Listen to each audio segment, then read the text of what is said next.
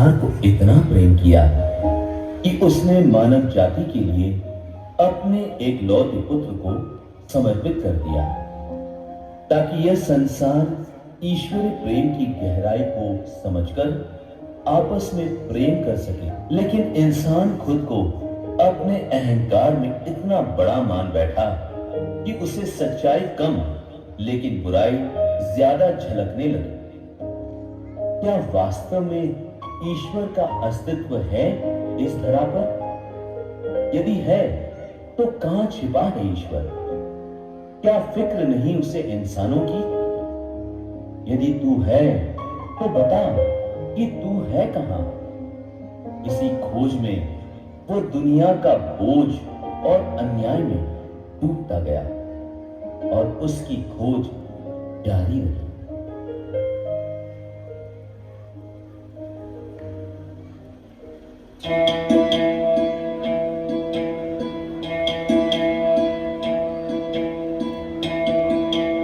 है सुना ये पूरी धरती तू चलाता है, मेरी भी सुन ले अरज मुझे घर बुलाता है।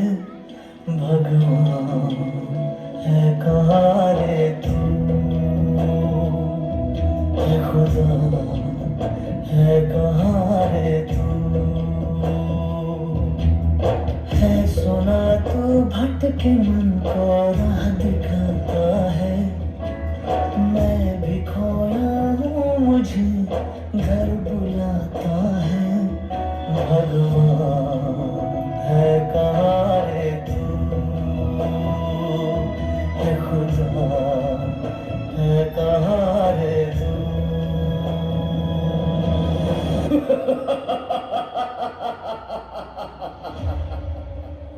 अंधेरा कायम रहे।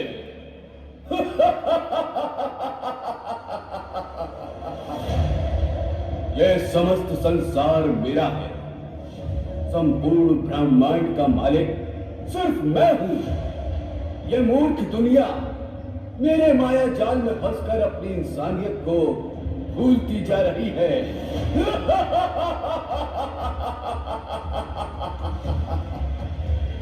अरे वो दुनिया को बचाने वाला कहां है रे तू?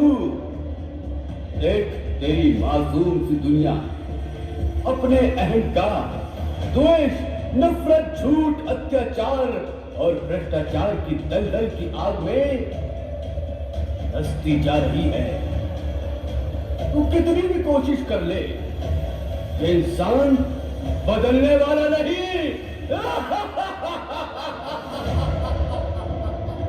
जब जब इस दुनिया में धर्म की हानि और अधर्म की वृद्धि होती है, तब तब ईश्वर अपने सृष्ट किए हुए इंसान की रक्षा हेतु खुद को इस धरा पर प्रकट करता है। तुम कौन हो? क्या तुम? ओह, शांति नायक दूत। क्या तुम्हें लगता है इस मूर्ख पीढ़ी की रक्षा के लिए फिर से जगत का रखवाला इस तरह पर आएगा?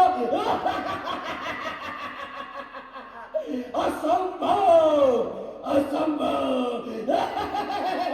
हट जा शैतान। चाहे इंसान तेरे बहकावे में आकर ईश्वर से कितना ही दूर क्यों ना चला जाए, परंतु ईश्वर मनुष्य का परित्याग कभी नहीं करेगा। ईश्वर अपनी सृष्ट की हुई सर्वश्रेष्ठ मानव की रक्षा करता आया है और उसका उद्धार करने फिर आएगा। धर्म ग्रंथ बाइबल कहती है, क्या एक स्त्री अपने दूध मुहे बच्चे को भुला सकती है?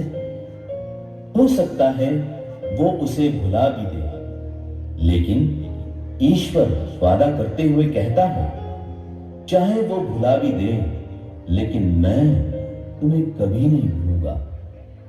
क्योंकि प्रत्येक मनुष्य जाति मेरी दृष्टि में मूल्यवान है।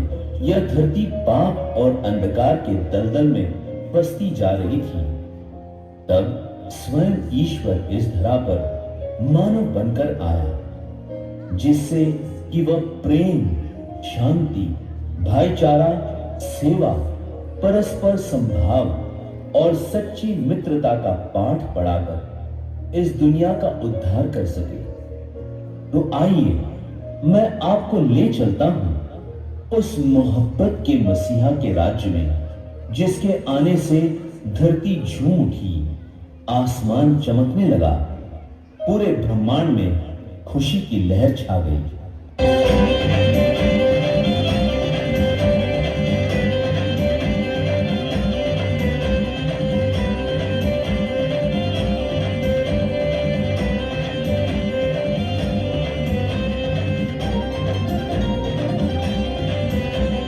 यीशु है वो चरवाहा जो ढूंढे हमें ढूंढ ढूंढ ढूंढ। सच्चा है वो चरवाहा जो ढूंढे हमें ढूंढ ढूंढ ढूंढ। यीशु है वो चरवाहा जो ढूंढे हमें ढूंढ ढूंढ ढूंढ। सच्चा है वो चरवाहा जो ढूंढे हमें ढूंढ ढूंढ ढूंढ। यीशु है वो चरवाहा जो ढूंढे हमें ढूंढ ढूंढ ढूंढ।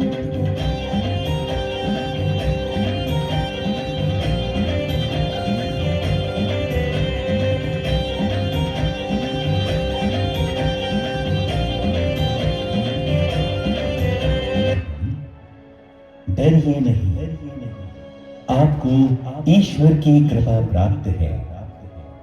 देखिए, आप गर्भवती होंगी, पुत्र प्रसव करेंगी और उनका नाम ईसा रखेंगी। वे महान होंगे और सर्वोच्च प्रभु के पुत्र कहलाएंगे। प्रभु ईश्वर उन्हें पिता दाऊद का सिंहासन प्रदान करेगा। वे याकूब के घराने पर सदा सर्वदा राज्य करेंगे और उनके राज्य का अंत नहीं होगा। ये कैसे हो सकता है? मेरा तो पुरुष से संसर्ग नहीं है।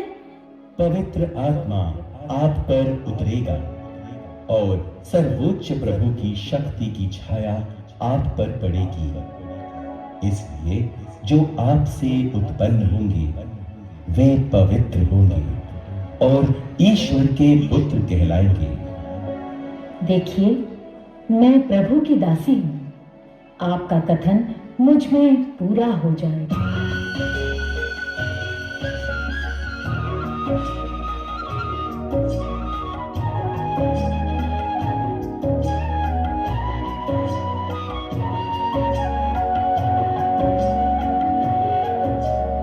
यूसुफ, प्रभु की कृपा आपको प्राप्त हो।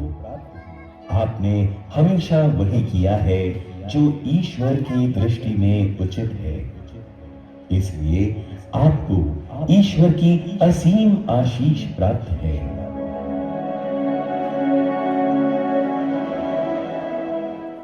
आप कौन हैं और आपकी इस ईश्वरीय आशीष का क्या मतलब है? यूसुफ, दाऊद की संतान, अपनी पत्नी को अपने यहां लाने में नहीं डरे, क्योंकि उनके जो गर्भ है वो पवित्र आत्मा से है।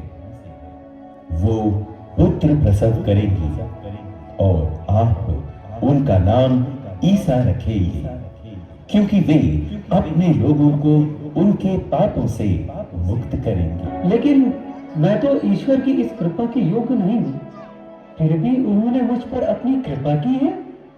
धन्य है उनका नाम। मुझे जल्दी ही मरियम को अपने यहाँ ले आना चाहिए। हाँ हाँ हाँ हाँ, मैं अभी जाकर मरियम को अपने यहाँ ले आता हूँ।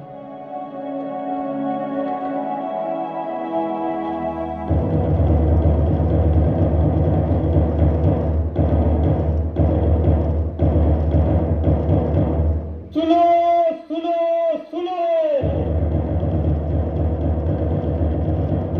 राजा धीराज, रोम सम्राट श्री कैसर अगस्तस महान का ये फरमान है कि सभी लोग अपने अपने कुल और जाति के नगरों में जाकर जनगणना सूची में अपना नाम दर्ज करा ले। जो कोई भी राजा की इस आज्ञा का उल्लंघन करेगा उसे कड़ी से कड़ी सजा मिलेगी। सुनो सुनो सुनो,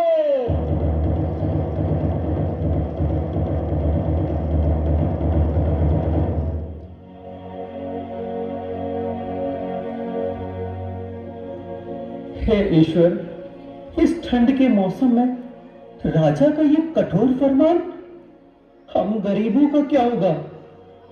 खैर, राजा की आज्ञा है, उसका पालन तो करना ही होगा। चलो मरियम, हम जल्दी से घर चलते हैं। जी बिल्कुल, हमें अब देर नहीं करनी चाहिए।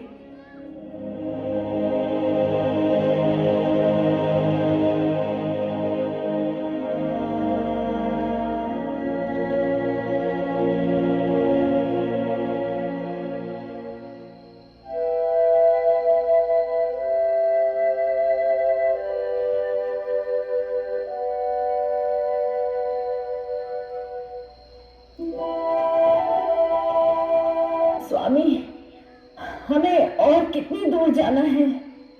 अब मुझसे बिल्कुल चला नहीं जा रहा। बस थोड़ी दूर और। वो देखो, वो जो दूर नगर दिखाई पड़ रहा है ना, वही है हमारे पुरखों का नगर बेथलेहम। बस वहीं तक तो जाना है। नहीं स्वामी, अब मुझसे बिल्कुल भी नहीं चला जा रहा है। भाई, हम बड़ी दूर से यात्रा करके यहाँ तक पहुंचे हैं। क्या हमें रात बिताने के लिए कहीं पर थोड़ी सी जगह मिल जाएगी? आपने तो काफी कड़ी सवाल कर दिया है। नगर में तो भीड़ इतनी बढ़ गई है कि पांव रखने तक की भी जगह नहीं बची है। अगर आपके पास किराया देने के लिए पर्याप्त धन है तो कहीं भी जगह मिल जाएगी, नहीं तो आपको खुले आकाश के नीचे ही रात बितानी पड़ सकती है। वैसे तुम लोग हो कौन? कहां से आ रहे हो? मैं दाऊद वंशी यूसुफ हूं। हम नाजरेत नगर से आ रहे हैं, राजा की आज्ञा अनुसार अपना नाम लिखवाने। ये मेरी पत्नी है मरियम, इसकी हालत गंभीर है। क्या कहा? हालत गंभीर है? और तुम लोग नासरत नगर से इतनी लंबी यात्रा करके यहाँ नाम लिखाने आए हो? जरा अपनी पत्नी की हालत देखो। क्या ये समय इतनी लंबी यात्रा का है? अरे तुम्हें अपनी पत्नी का जरा भी ख्याल नहीं है? क्या करें भाई, मजबूरी है। विदेशी शासन है और काफी सोच समझकर कदम उठाना पड़ता है। लगता है अब हमें खुले आकाश के नीचे ही रात गुजारनी पड़ेगी। ऐसा ना कहो बेटी, इंसान इंसान की कदर नहीं करता तो क्या हुआ, ईश्वर तो जानता ही है। देखो, नगर में कई गौशालाएं हैं। अब सराय में तो कहीं रहने की जगह नहीं मिली है, इसलिए अगर तुम चाहो तो किसी एक गौशाला में आज की रात गुजार सकती हो। काश काश हमें किसी गौशाला में ही थोड़ी सी जगह मिल जाती। अवश्य बेटी, आओ यूसुफ, मैं तुम्हें एक गौशाला दिखा देता हूँ। तुम दोनों वहीं जाकर आज की रात गुजार लेना। अगर चाहो तो कल दिन में कोई दूसरी जगह खोज सकते हो। आओ मरियम, मैंने कहा था ना कि ईश्वर कुछ न कुछ प्रबंध अवश्य करेगा। हे ईश्वर, तेरा लाख लाख शुक्र है।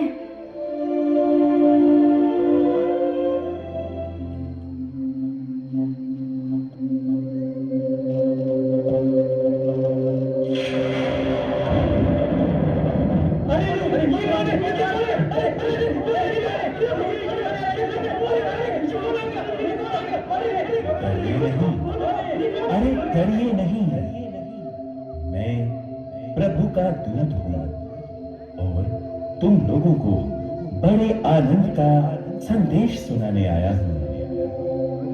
कौन हो तुम? कौन हो तुम? भाई, मैं प्रभु का दूत हूं। प्रभु का दूत? डरो मत, इधर देखो, मेरी ओर देखो।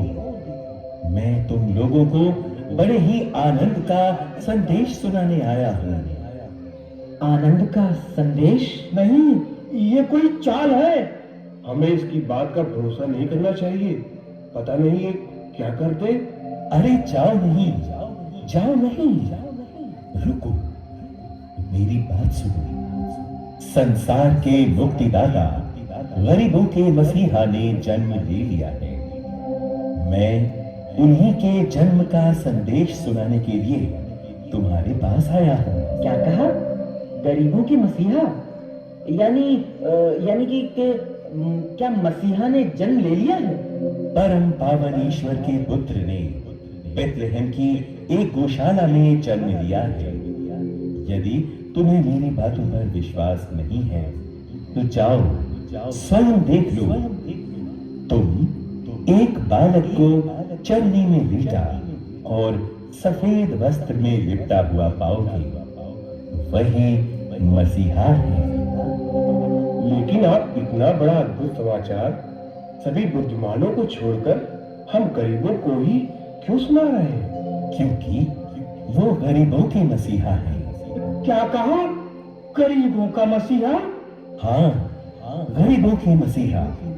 लेकिन वो मात्र गरीबों के ही मसीहा नहीं, बल्कि वो हर एक जरूरतमंद व्यक्ति के मसीहा हैं। चलो चलो हम अपने मसीहा का दर्शन करने चले। हाँ हाँ, चलो चलो, हमारे मसीहा, हमारे मुक्तिदाता जन्मे हैं, हम उनके दर्शन करने चले। चलो।